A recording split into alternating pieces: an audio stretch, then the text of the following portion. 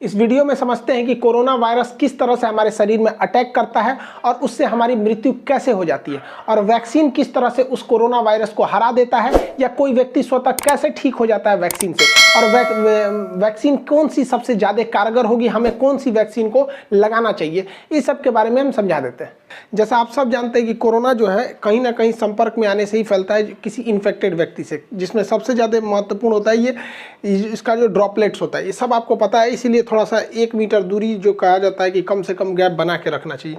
देखिए, कोरोना जो वायरस है ना, इसके बाहर 2 हिस्से होते हैं। एक इसका जो बाहर इस तरह से निकला हुआ है नोकीला भाग, इसे कहते हैं स्पाइक प्रोटीन। यही सबसे घातक है, स्पाइक प्रोटीन। अगर इसका जो स्पाइक प्रोटीन है, ये बाहर वाला, अगर इसको तोड़ दिया जाए, इसको टकला कर दिया जाए, तो किसी काम का नहीं, फिर कोरोना से कोई नहीं डरेगा, यही भाग जाएगा। और इसके अंदर एक होता है गुच्छा जैसा, ये इसे कहते हैं जेनेटिक मटेरियल।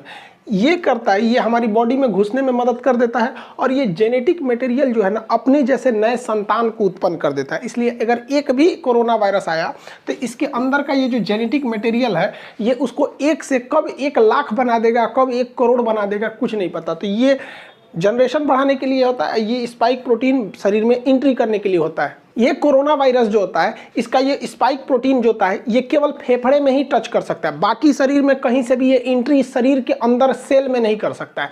फेफड़े के जो सेल होते हैं काफ़ी सेंसिटिव होते हैं, और सेल में भी जो सेल मेम्ब्रेन होता है, वहाँ से ये एंट्री नहीं कर सकता है।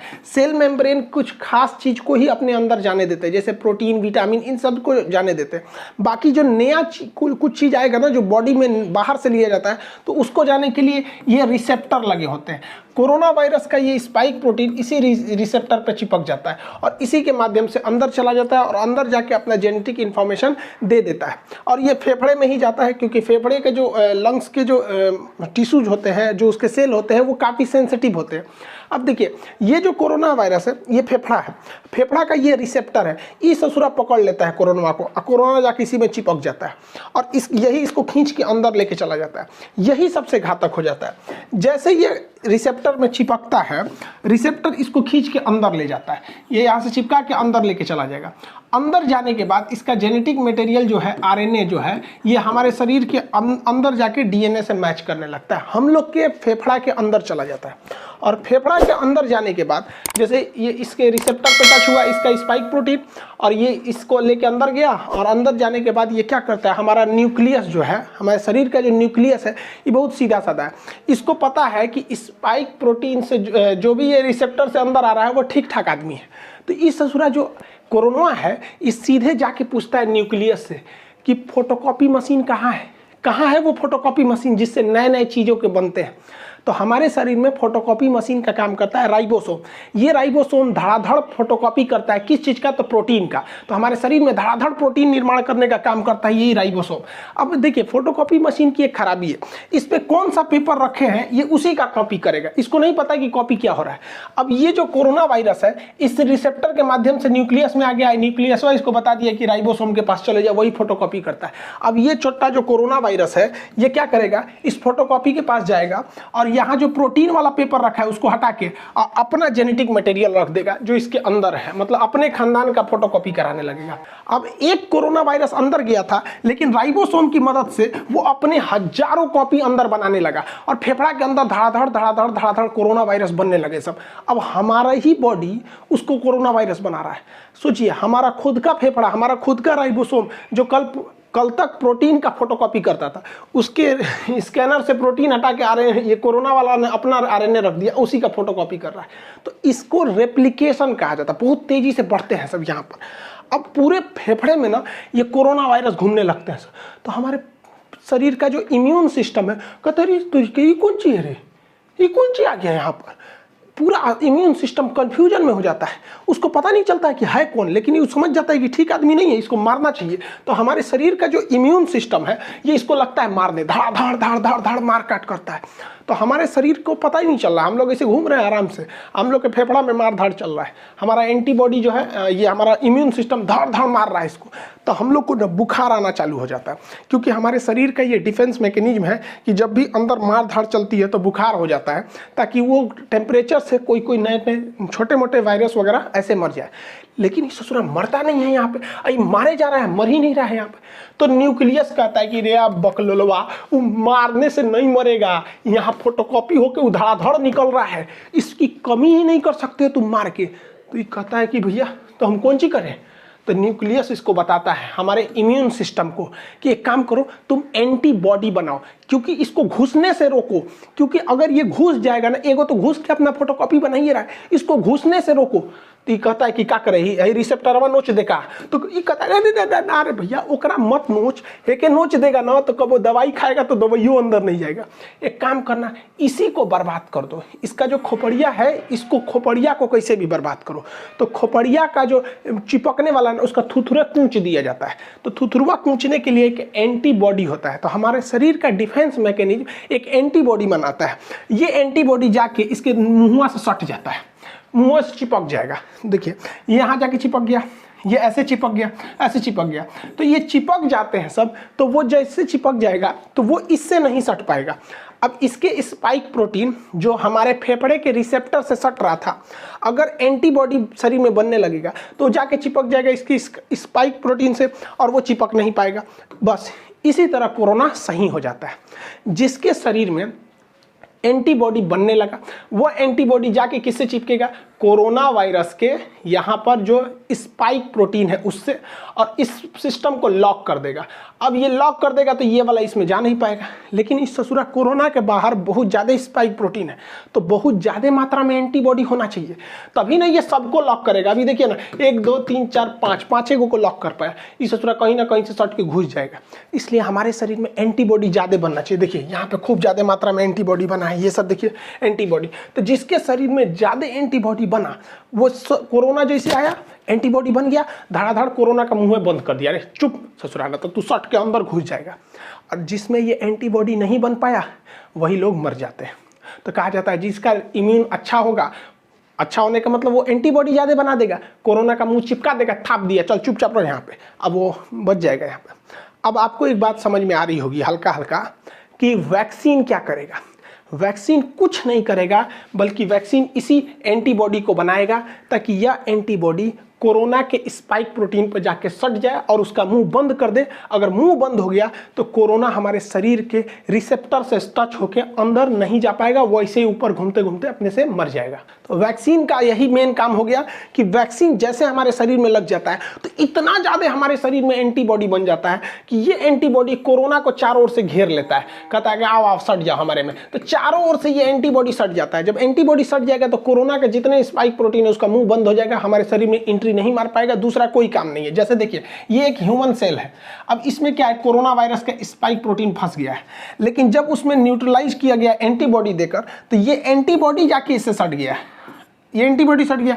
अब ये इससे डायरेक्ट टच में नहीं आ सकता है, तो हमें कोरोना नहीं होगा। यही काम होता है हमारे वैक्सीन का। अब इसमें इतना टाइम क्यों लग गया, तो देखिए वैक्सीन बनाने में सबसे बड़ा था कि इसके अंदर का जेनेटिक मटेरियल जो फोटोकॉपी कर रहा था वो क्या है पता करने के लिए। तो बाद में पता चला कि वो आरएनए है। देखिए हमारे शरीर में डीएनए होता है, डाईऑक्सीराइबोज न्यूक्लियोटाइड। डीएनए जो होता है वो 2 धागा का बना होता है यहाँ पर देखिए, और आरएनए जो होता है वो केवल सिंगल हेलिक्स होता है, सिंगल धागा का बना होता है आरएनए।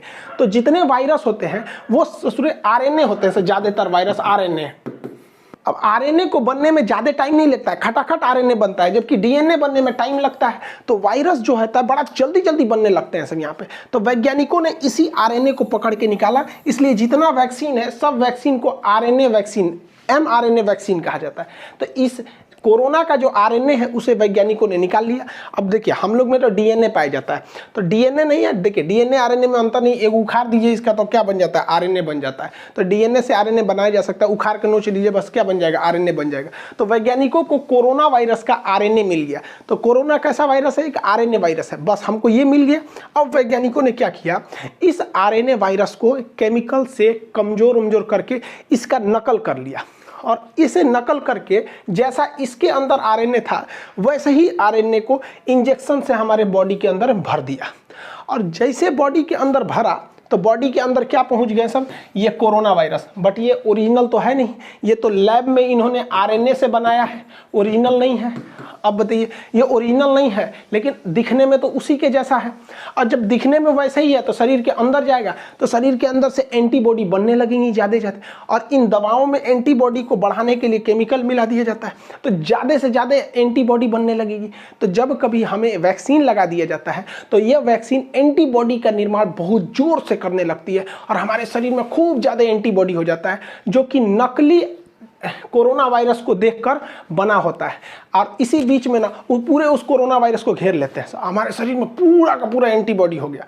और जब कभी भी ओरिजिनल कोरोना आता है तो हमारे एंटीबॉडी घेर लेते हैं कोरोना का, चाचा आ गए, चाचा आ गए, चाचा को घेर लो, चाचा को घेर लो, पूरा घेर लेते हैं चाचा को, और चाचा का थूथूर चिपका देता है, लो चुपचाप सट गया यहाँ पे, तो सटा लेते हैं सब। अब कोरोना तो कुछ कर नहीं पाएगा क्योंकि वो डायरेक्ट सेल मेम्ब्रेन में नहीं घुस सकता है, क्योंकि सेल मेम्ब्रेन सेमी परमेबल होता है। बायोलॉजी के बैच में पढ़ा दिए थे, सेमी परमेबल का मतलब होता है अर्धपारगम, मतलब किसी खास चीज़ को जाने देगा और कुछ खास चीज़ को ही आने देगा, उस खास चीज़ में कोरोना शामिल नहीं है। इसलिए कोरोना जब भी जाएगा तो रिसेप्टर से जाएगा, और ये एंटीबॉडी जाके कोरोना के स्पाइक प्रोटीन का मुंह चिपका दिया, रिसेप्टर से सटेगा नहीं। यही एक सिंपल फंडा होता है वैक्सीन का, ये वैक्सीन यही काम करते हैं सब। अब दुनिया के कई तरह के वैक्सीन है, जिसमें फाइजर जो है वैक्सीन, इस ससुरा अमेरिका का है, इसको -70 डिग्री पे रखना है, ये भारत में पॉसिबल ही नहीं है, हालांकि इसके साइड इफेक्ट ज़्यादा देखे गए। रूस का स्पुतनिक वैक्सीन है, और यूएनओ ने बनाया है गरीब देशों के लिए, अफ्रीका के लिए, जिसमें भारत की भी योगदान है, नोवावैक्स ये वैक्सीन है। ऑक्सफोर्ड यूनिवर्सिटी और एस्ट्राजेनिका ने मिलकर जो वैक्सीन बनाया है उसे भारत में नाम दिया गया कोविशील्ड। ये वैक्सीन भारत में बनी नहीं है, इसका प्रोडक्शन होगा serum institute of India Pune में, जिसके सीईओ हैं आदार पूनावाला। तो ये वैक्सीन है, जितनी वैक्सीन है ये सारी की सारी वैक्सीनें mRNA पर डिपेंड है, यानी आरएनए वैक्सीन है। मतलब कोरोना का कॉपी करें, हमारे बॉडी में घुसा दो, उसको देखा देखी जब वो बनने लगेंगे एंटीबॉडी, तो उस एंटीबॉडी की मात्रा बढ़ा दो, और जब ओरिजिनल कोरोना आएगा तो उसका थुथुर चाप देंगे, सभी सब इसी पर काम करता है। लेकिन भारत का वैक्सीन इस पर काम नहीं करता है। भारत का वैक्सीन जो है भारत बायोटेक ने बनाया, इसे भारत बायोटेक ने, इसका नाम है कोवैक्सीन। ये अलग ही कंसेप्ट है। कोवैक्सीन में क्या किया गया है कि कोरोना वायरस को ही कमजोर करके उसको थूर कूच के हमारे शरीर में भर दिया गया है। अब बताओ, उसे थोड़ा थुरा कूचा गया है, इसका जेनेटिक मटेरियल को खूब अच्छा से कूच काच दीजिए और कूच काच के हमारे शरीर में भर दीजिए, और शरीर में जैसे भरेंगे तो जाएगा अंदर, न्यूक्लियस से कहेगा हमारा फोटोकॉपी बनाओ, ये बेचारा अपने कूचा गया है, एक फोटोकॉपी निकलेगा तो ऊंचाई निकलेगा, तो हमारे शरीर के एंटीबॉडी आके छाप लेगा सब, इसको कहेगा मारो मारो मारो मारो मारो। अब भाई हमारे एंटीबॉडी इस कमजोर कोरोना को खूब अच्छा से मार देगा। यही वजह है कि शुरुआत में जब वैक्सीन लिया जा रहा है ना, तो कुछ कुछ लोगों को हल्का फीवर आ जा रहा है, क्योंकि वो तो ओरिजिनल लड़ाई चालू है, लेकिन वैक्सीन के थ्रू बहुत ही कमजोर वायरस डाल दिया है भारत, हूबहू ओरिजिनल वायरस, लेकिन वो इतना कमजोर है कि वो उसका बच्चा भी कमजोर पैदा हो रहा है, तो हमारे शरीर का एंटीबॉडी उससे खेल खेल के सीख ले रहा है, और इसी बीच जब ओरिजिनल वायरस आ रहा है तो उसको भी मार के कूच दे रहे हैं। जा ससुरा, भारत वाला शुरू से जुगाड़ पर डिपेंड है। अब हैंड सैनिटाइजर क्या करता है, देखिए भाई, सैनिटाइजर का काम क्या होता है। सैनिटाइजर जब हम मारते हैं ना, तो ये कोरोना वायरस का जो बाहरी खोल है ना, जिस खोल के ऊपर ये स्पाइक प्रोटीन है, तो ये जो होता है ये सैनिटाइजर इस स्पाइक प्रोटीन को कुछ नहीं करता है, बल्कि जिसके ऊपर इसका खोल है ना, ये खोपड़िए फाड़ देता है, उसको टकला कर देता है, इस तरह से खोखला करके टकला कर देगा, इसका पूरा का पूरा ऊपर का खोपड़िए झाड़ के टकला हो जाएगा। इस ससुरा सैनिटाइजरवा जो है ना, ये तो वैक्सीनवा का बाप है। वैक्सीनवा तो खाली उसका ठोड़वे बंद कर रहा था, ये मारा पूरा टकले कर देता है उसको, अब उसका पूरा आरएनए बाहर निकल जाता है, तो कोरोना रोने लगता है, ओ माय गॉड मेरा आरएनए चल गया, अब क्या करेंगे यहाँ पे। तो आप कहेंगे कि सैनिटाइजर वे काहे नहीं पी लेते हैं, सोचा सैनिटाइजरवा ज़्यादा पी लेंगे लोग ना तो फेफड़वा में, तो हम लोग कहीं सोचा रिसेप्टरवा जो है ना फेफड़ा का, एकरो नोच देगा, बस दिक्कत हो जाएगा, हम लोग भी मर जाएंगे लोग यहाँ पे। इसलिए सैनिटाइजर जो है वो केवल बाहर के काम में आता है, वो कोरोना वायरस के बाहरी लेयर को फाड़ देता है। दुनिया में बहुत सारे वैक्सीन है, जिसमें एक ये जितने वैक्सीन है ये आरएनए वैक्सीन है सब, जबकि भारत का जो वैक्सीन है भारत बायोटेक द्वारा, ये तो ओरिजिनल वायरस का ही वैक्सीन है। अब इसमें से सबसे अच्छा कौन है, तो देखिए सारे वैक्सीन अच्छे हैं, डिपेंड करता है किसको कहाँ के ट्रायल पर किया गया है, किसी को अमेरिका में, किसी को इंडिया में, सारे के सारे वैक्सीन एक जैसे हैं, कोई खराब नहीं है। जैसे हम आपसे कहते हैं कि कौन सा साबुन नहाने के लिए अच्छा है, तो भैया आप लाइफ बॉय से नहाओ, चाहे डिटॉल से नहाओ, चाहे पियर से नहाओ, कोई फर्क नहीं पड़ता है, नहा के आप वैसे ही निकलेंगे। जैसे हमारे जैसे आप घड़ी साबुन से नहा लीजिए, कोई फर्क नहीं पड़ता। अब जैसे हम लोग हैं भैंस जैसे हम लोग का चमड़ा है तो उस पर लक्स वगैरह सुनता ही नहीं है, तो घड़ी साबुन ये सब से नहा लीजिए, कोई फर्क नहीं पड़ता, सब एक जैसा है, कोई दिक्कत नहीं आएगा। वैक्सीन जो है वो 60 से 90% तक ही वो कारगर है। लेकिन फ़ायदा क्या होगा? ऐसा नहीं है कि जिसे वैक्सीन लग गया उसे कोरोना नहीं होगा, होगा, उसको भी हो सकता है, बहुत कम चांस है। और अगर होगा भी ना तो वो घर पे ही ठीक हो जाएगा, मरेगा नहीं वो। सबसे बड़ा फायदा यही है वैक्सीन का, उसे दोबारा कोरोना हो जाएगा बट मरेगा नहीं। तो इससे अच्छा क्या चाहिए? बीमारी हो जाए, खांसी सर्दी हो के ठीक हो जाए, मरिए जा रहा है सोचा, इसमें ना दिक्कत हो जाता है, डेथ नहीं होगा। कोरोना वैक्सीन की 2 डोजेज लगाई जाएंगी। एक डोज से दूसरे डोज के बीच में 28 से 42 दिन का गैप रखा जाएगा। एक डोज मान के चलिए आप 1 तारीख को ले लिए, तो फिर 28 से 40 दिन के बीच में कभी भी एक डोज ले लीजिए, ताकि आपके बॉडी में 2 बार कोरोना वायरस को इंजेक्ट कराया जा सके वैक्सीन के माध्यम से, जिससे कि आपकी एंटीबॉडी रेडी हो सके, लड़ने के लिए तैयार रह सके।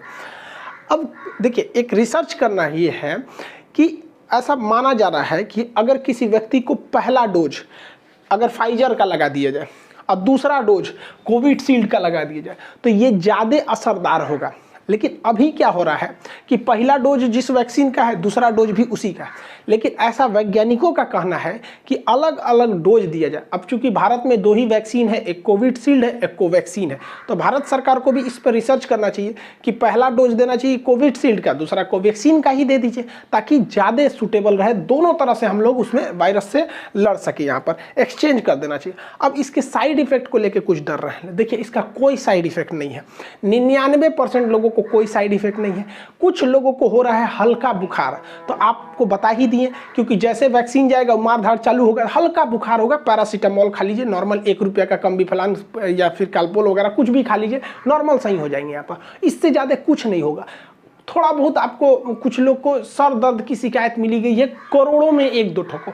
अरे यार, तो जो सर दर्द और बुखार नहीं झेल सकता है ससुरा, तो नहीं तो जी कह रहा है ससुरा, ओकरा से डर रहा है। यहाँ पे कोरोना से नहीं डर रहा है, डर रहा है कि वैक्सीन लगाएंगे तो बुखार हो। अब कुछ लोग का इसी में अफवाह उड़ा दिया कि वैक्सीन लगाने से मर जाएगा। भाई देखो, किसी को कोरोना वायरस हो गया है, अब वो आज ही इन्फेक्टेड हुआ है तो उसको लक्षण तो आज नहीं दिखेगा, और आज ही अगर जाके वो वैक्सीन लगा ले और 1 हफ्ता बाद, वैक्सीन तुरंत तो काम नहीं करेगा एक ही डोज पे, और 1 हफ्ता बाद वो कोरोना से मर जाएगा, तो लोग उसे ये नहीं कहेंगे कि कोरोना से मरा है, लोग अफवाह उड़ा देंगे, सोच रहा है कि वो वैक्सीने से मरा है। ऐसा कोई नहीं है। 1-2 साक्ष्य हैं, तो आप बताओ ना, 8 करोड़ लोग को वैक्सीन लगा है, उसमें 50-60 लोग की डेथ हो गई, तो इससे ज़्यादा खतरा तो हम लोग को सड़क पे चलने पे रहता है, वहाँ एक्सीडेंट की संभावना ज़्यादा है। तो वैक्सीन से कोई खतरा नहीं। आप अपने उम्र के दायरे में आइए, वैक्सीन लगाइए। अप्रैल के महीने में जिनका उम्र 45 से ऊपर है उन्हें ही लग रहा है। लेकिन मोदी जी ने इजराइल को मॉडल को देखते हुए, हम एक पिछले वीडियो में बताए थे ब्रिटेन का मॉडल और इजराइल का मॉडल में, मतलब ब्रिटेन में भी वैक्सीनेशन से ही जीता था। तो इजराइल ने क्या किया, अपने पूरे पॉपुलेशन को, केवल बच्चों को छोड़ के सबको वैक्सीन लगा दिया, और वो दुनिया का पहला देश हो गया जो कोरोना मुक्त हो गया है। तो इसी को देखते हुए 1 मई से जिनकी उम्र 18 साल से ज़्यादा है वो सब कोरोना की वैक्सीन लगा सकते हैं। हाथ जोड़ते हैं भैया, सब लोग लगवा लो, क्योंकि ये जो नया वैक्सीन वायरस आया है ये नए युवाओं को ज़्यादा इफेक्ट कर रहा है। अफवाहों पे मत जाइएगा। कुछ लोग का अफवाह ये है कि सरकार ना क्या कर रही है, गरीबों को मारने के लिए वैक्सीन दे रही है। अरे यार, तो कौन नशा करके रहता है, सब ये सब है नहीं। एक हमसे कह रहा है कि सरकार ये वैक्सीन लगाएंगे तो हमारा किडनी खराब हो जाएगा, कोई कह रहा है नपुंसक हो जाएंगे, कोनो कह रहा है 2 साल बाद मर जाएंगे। अरे यार, ऐसे लोग को पता नहीं कैसे सरकार झेलती है। ऐसे लोग को, सचरों को जेल में डाल देना चाहिए अफवाह फैलाने वालों को। कोई भी वैक्सीन से कोई दिक्कत नहीं होता है। मेरे पापा वैक्सीन लगाए, उनको शुगर है, उन्हें कोई प्रॉब्लम नहीं हुआ। मम्मी को इतना लोगों ने डरा दिया था, उनके रिलेटिव लोग इतना डरा दिए थे कि मम्मी कांप रही थी, ना बाबू हम वैक्सीन नहीं लगवाएंगे। हम कहे चलिए चुपचाप वैक्सीन लगाइए। मम्मी को वैक्सीन लगे हुए आज 10-12 दिन हो गए, कोई दिक्कत नहीं है। अब वो सबको समझाती है, नहीं नहीं लगा लो। और जो लोग मेरी मम्मी को डराते थे ना, अब मेरी मम्मी को देख के बाकी सब लोग लगा लिए यहाँ पे। तो आप लोग भी जागरूक होइए। ऐसे लोग जो हैं, जो जिंदगी में कुछ नहीं कर सके, वैक्सीन कहते हैं वैक्सीन मत लो। अजीब हाल है ससुरा सब यहाँ पे। एक मौलाना साहब हमसे आके कह रहे थे कि वैक्सीन सब गलत है यहाँ पे। हम कहा हाँ, आप वैक्सीन मत लीजिए, आप सिला जीत लीजिए, आपके लायक यही है। आई होप आप वैक्सीनेशन और इसके कैसे काम करता है इसको समझे होंगे। नेक्स्ट वीडियो में हम आपको CT वैल्यू समझा देंगे और पल्स ऑक्सीमीटर वगैरह ये सारी चीज़ों को, RT-PCR चेक कैसे होता है इसके बारे में बता देंगे। मिलेंगे नेक्स्ट क्लास।